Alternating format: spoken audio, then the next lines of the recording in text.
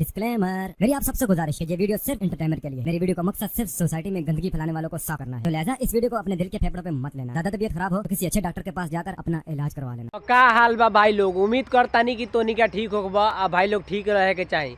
तो भाई लोग आज हम एलियन सरवा के पेले वाला बानी। तो भाई लोग ये वीडियो मनोरंजन खातिर बनाओ तारी, ना दिल पर ना गाड़ पर ना लाड़ पर कहीं ना लिया लोग, और देखिए लोग और हंस के भूल जाइए लोग।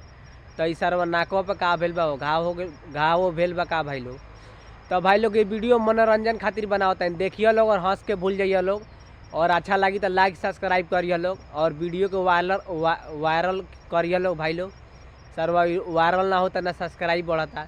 तो भाई लोग बिना कोनो लड़ावल और सुन के वीडियो स्टार्ट करल जाओ, आ एलियन सर्वा के पेलल जाओ। इतना बड़ा मुंह है भाई एलियन है। तो देखा तारो लोग भाई लोग के कहता भैया जी कि इतना बड़ा मुंह है, ते भैया जी गलत फैमिली में बड़ा तू हो। उस सर्वा के मुंह इतना बड़ा नहीं खे, उस सर्वा के लंडो बड़ा बा, जइबा तो गप देकर पेल दी। तो इसे कहता नहीं मत जा, ठीक बा। आ सर तोनी के मतलब वीडियो बनावता रहा, और मतलब लोग के चुतिया बनावता रहा कि एलियन आ गेल बा, हमर लंड आ गेल बा। अरे यार ये क्या? तो देखा तारा लोग भाई लोग के कहता रहा भैया जी कि यार ये क्या है, तो ये करिया लंड है ना, ये सरवा एलियन के नाम पर बकचोदी कैले बा भाई लोग। आंखें बिल्कुल तो देखा तारा लोग भाई लोग के कहता रहा भैया जी कि पास जा रहे हैं भाई लोग, पास जा रहे हैं। तो हाँ सर जा निवरा के गप देकर पेल देता गड़िए में।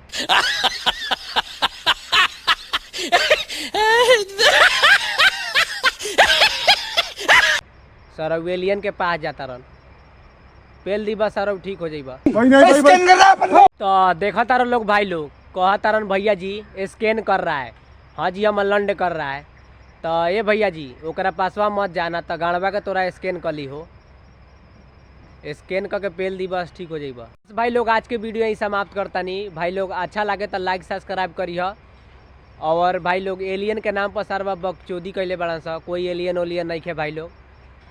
झूठ बूठ के गड़ मरौल कैले बा सरवा सा, कोई एलियन नहीं खे, और लोग के डेरवावा तरह सा सरवा सा, कोई एलियन वाला बात नहीं खे कर बहन दो ना, एलियन बा करिया लंड बा कर बहन दो, एलियन नहीं खे भाई लोग। तो भाई लोग आज के वीडियो ही समाप्त करता नहीं। अच्छा लगे तो लाइक सब्सक्राइब करिए, और बेल आइकन ये के पेल दिया कर बहन दो के उखाड़ के फेंक दिया। सब्सक्राइब करो लोग यार, सब्सक्राइब ना बढ़ता, सरवा हाथ दुखा जाता बनावत बनावत।